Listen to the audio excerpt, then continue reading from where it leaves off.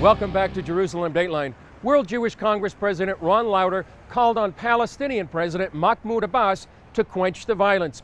He talked with CBN founder Pat Robertson about the situation. Are we seeing the beginning of a third Intifada over there in Israel? I hope not. We should do everything we can to stop this. The question is, has the Intifada ever stopped? But I don't believe this is the beginning of it. This could be, but I don't believe it will happen.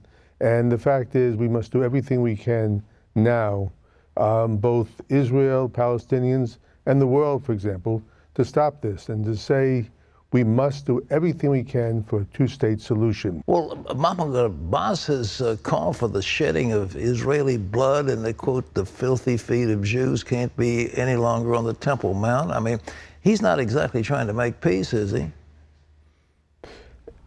I've spoken with him, and he told me he believes in a two-state solution. And then he says something like this. It's just the opposite. And we must do everything we can. He must stand up and say to his people, enough is enough, please. We need peace and we need a future.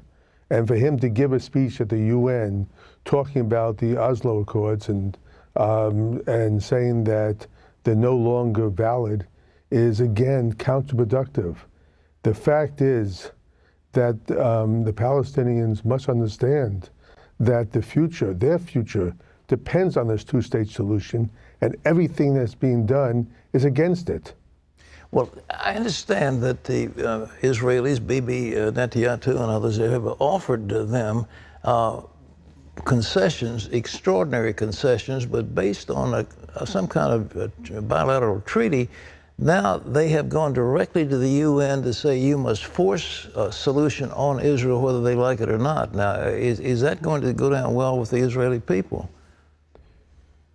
Look, the Israeli people want a two-state solution, but as time goes on, they believe more and more that it will not be possible. Now, what's happening also is that very often what is being attacked on the behalf of the Jewish people is also an attack on the Christian people, because they're really talking about the fact of who belongs there.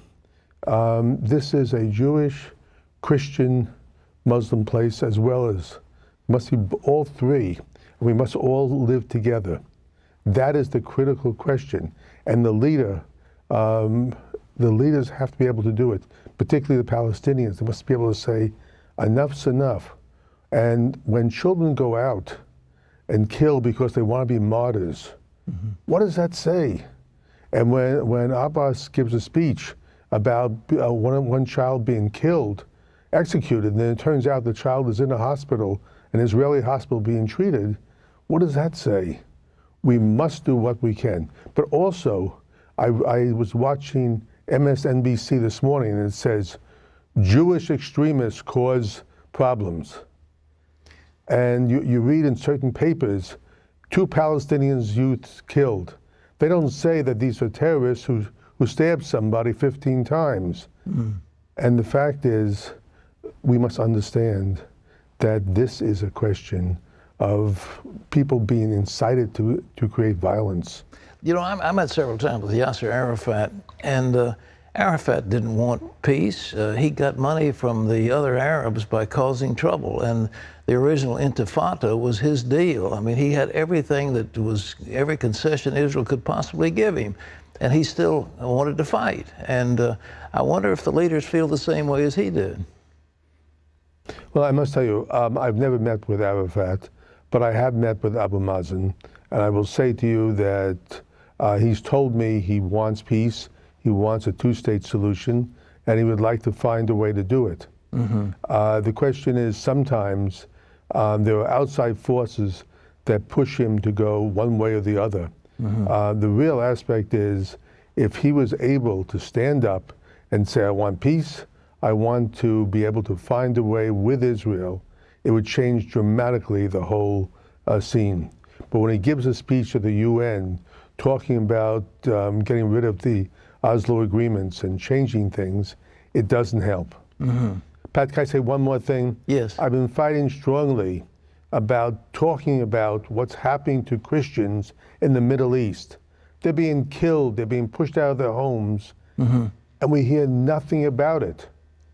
And I ask you again, why are we hearing nothing about the killing of Christians all over and destroying of all Christianity outside the Middle East? And the fact is, we Jews have learned what happens when the world is silent. And this is what's happened. Well, I think there are not many people who are aware or really concerned. You look at a city like Mosul, this is 100% Christian, and suddenly there are no Christians left. I mean, it's like the Muslims want to eradicate. It's genocide and a major issue going on, and the world is silent. And they're the voices like mine, but I'm just one of a few that is standing up for the rights of the Jewish people and the rights of Christians. But I think we need to stand together in this, and I'm glad we are. That's the key thing. We need to stand together, and we need to speak out. Silence and indifference are the greatest enemies of both the Jewish and the Christian values, and we must speak out. And I thank you very much for the words you've said in the past. Well, thank you. On behalf of the Jewish people, we thank you. Well, together we're friends, and I'm glad we're going to stand against oppression, whatever comes. And thank you for being with us, Ron Lauder. Thank you. Honored to be here.